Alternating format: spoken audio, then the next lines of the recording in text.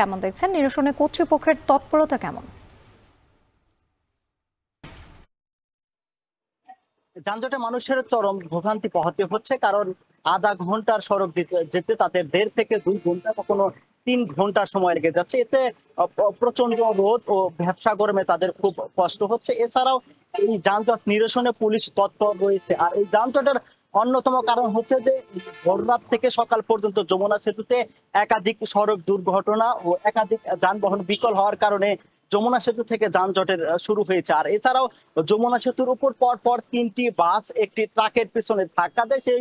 সেই সব যানবাহন সরাতে যতক্ষণ সময় লেগে যায়, এতে করে এই যানজটের সৃষ্টি হয়। আর এছাড়াও এই এলেঙ্গা বাস স্ট্যান্ড এলাকায় ফুট ওভার ব্রিজ না থাকার কারণে রাস্তার এপার থেকে ওপারে যখন মানুষ যাওয়া আসা করে তখন যে সময় লেগে যায়, এতে করে টাঙ্গাইল অংশের যানবাহনের দীর্ঘ সারি লেগে যায়। আর এই যানজট নিরসনে কিন্তু পুলিশ প্রায় 6 শতাধিক পুলিশ এই মহাসড়কে দায়িত্ব পালন করছে বলে জানিয়েছেন টাঙ্গাইলের পুলিশ সুপার। আর এখনো আমি লক্ষ্য করেছি যে আজকেও মানুষ কর্মস্থলে ফিরছে। এলেঙ্গা বাস স্ট্যান্ড থেকে শুরু করে রাবনা, আশিকপুর সহ গুরুত্বপূর্ণ বাস স্ট্যান্ডে কর্মস্থলে ফেরা মানুষের প্রচুর চাপ রয়েছে। তাদের কাছ থেকে বাড়তি ভাড়া আদায় করতে তারা বলছেন যে 2 থেকে 3 ঘন্টা দাঁড়িয়ে থেকেও বাস বা গণপরিবহন না পেয়ে তারা জীবনের ঝুঁকি নিয়ে খোলা ট্রাক পিকআপে করে তারা গন্তব্যে যাচ্ছে। এতে করে প্রচন্ড রোদে কিন্তু তাদের খুব কষ্ট হচ্ছে। তারা বলছেন যে বিশেষ করে যারা নারী ও শিশু বৃদ্ধ মানুষ রয়েছে তাদের ভোগান্তিটা একটু বেশি। আর এদিকে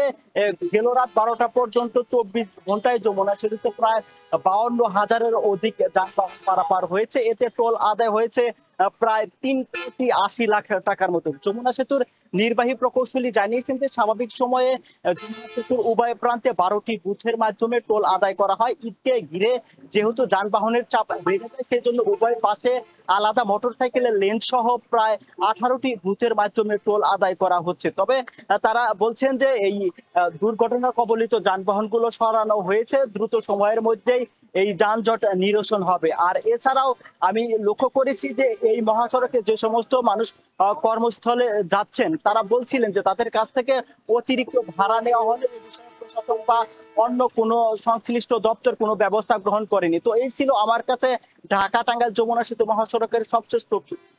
BRB হসপিটালস লিমিটেড, কাঙ্ক্ষিত সেবার ঠিকানা।